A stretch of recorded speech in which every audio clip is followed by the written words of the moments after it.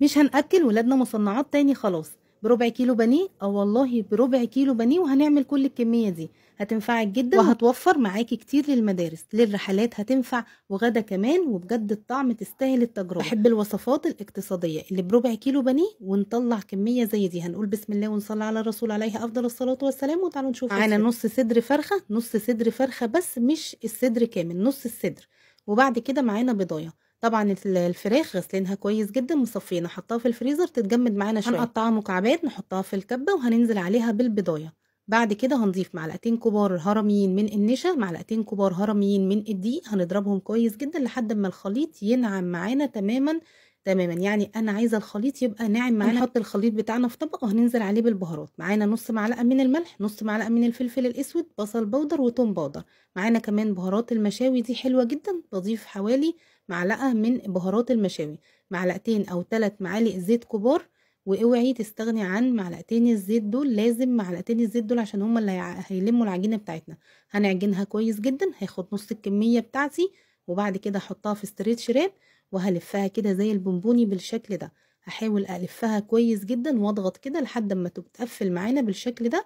هنربطها من الناحيتين، نلفها بورق فويل، وبرده هنبرمها زي البونبوني كده. هنعمل بقى نص الكمية التانية. طبعا ببل ايدي زيت علشان اشكلها معايا بكل سهولة. بلفها من الناحيتين وبعد كده بلفها بورق فويل، ومعايا بقى مية سخنة بتغلي. عملنا من الكمية دي رولين حلوين جدا بالشكل ده. معانا بقى مية بتغلي هننزل فيها الرولات بتاعتنا بالشكل ده. هنسيبها حوالي 40 دقيقة، من 45 دقيقة ل 40 دقيقة، وهنفضل نقلب فيها طول ما هي بتغلي. بس اهم حاجة تكون المية مغطية الرولات بتاعتنا عشان تستوي كويس.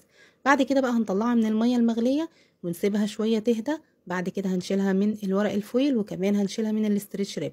معانا بقى بعد ما بردت تماما، معايا معلقة صغيرة من دبس الرمان، معلقة صغيرة من الصويا صوص، وكمان معايا ربع معلقة من بهارات المشاوي. هدهن بقى الرولات وفي طاسة فيها معلقتين زيت، وهفضل كده احرك في الطاسة. هتلاقي الرولات بتاعتك بتتحرك في الطاسة وهتتحمر من كل الجهات. طبعا لو انت حابة تستغني عن الخطوة دي استغني عنها، بس انا حابة اعمله لانشون مدخن او فراخ مدخنة، حاجة كده طعمها روعة. لو انت بقى مش متوفر عندك ولا دبس الرمان ولا الصويا صوص، ممكن معلقة كاتشب وندهن بيها الرولات ونحمرها برضو بنفس الطريقة.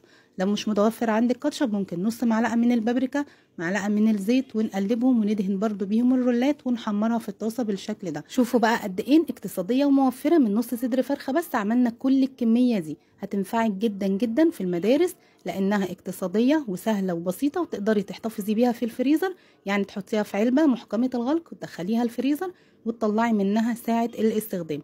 جربوها وان شاء الله هتعجبكم. لو حابين فيديوهات زي دي، فيديوهات لاي مصنعات، فقولوا لي في التعليقات واعمل لكم فيديوهات زي دي. جربوها وان شاء الله تعجبكم. هتنفع معاكي برضه في غدا، يعني ممكن تعمليها غدا، تعملي جنبها رز بسمتي او مكرونه او برضه بالفينو كده، وهتاكلوا احلى غدا. طعمها حلو جدا، وانا واثقه ان كل اللي هيجربها هتعجبكم. يلا قوموا جربوها، مش هتكلفكم اي حاجه، وان شاء الله هتعجبكم. يسعدني اعرف بتتابعوني من انهي بلد. قولوا لي بقى في الكومنتات. ما تنسوش اللايك والمتابعه لو عجبكم الفيديو.